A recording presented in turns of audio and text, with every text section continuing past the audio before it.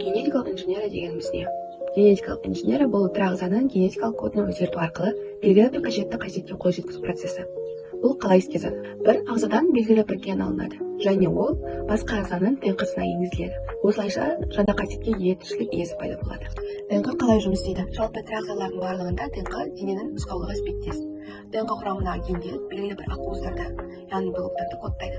Ал ақуыздар ағзаның түрлі бөліктерімен қасиеттерін қалыптастырып отырады. Яғни кез келген қасиет, төс, пішін, қызмет бәрі ДНК арқылы кодталады.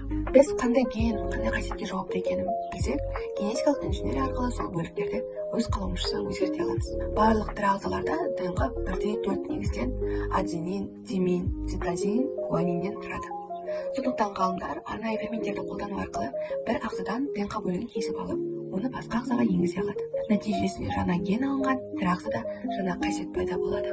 Енді медициналық мысалына келсек, қазіргі кезде генетикалық инженерия көптеген салаларда қолданылады. Бірақ біз бұл түсінікті жақсырақ ұғыну үшін нақты бір медициналық мысалға тоқталайық.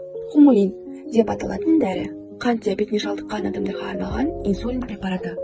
Бұл дәрі генетикалық түрлендірілген бактериялар арқылы жасалады. Гендік инженерия 20-шы ғасырдың екінші жартысында қарқынды дамыды. 1980 жылы Фредрик Сенген мен Ультер Гильберт генетикалық ақпаратты оқуға мүмкіндік беретін әдістер ойлап тауып, Нобель сыйлығын алды. Қазіргі таңда ДНК бөліктерін автоматты түрде синтездейтін арнайы компьютерлік бағдарламамен басқарылатын аппараттар бар. Бұл генетикалық инженерияның жоғары деңгейге жеткенін көрсетеді. Қалай жұмыс істейді? Ғалымдар адам ДНК-сында инсулинді кодтайтын бөлікті анықтады.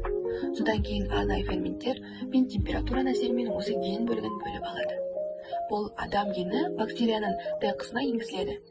Енді бактерия адам инсулинін шығара алады. Бактериялар өте жылдам көбейетіндіктен қысқа уақыт ішінде көп мөлшерде инсулин өндіріледі.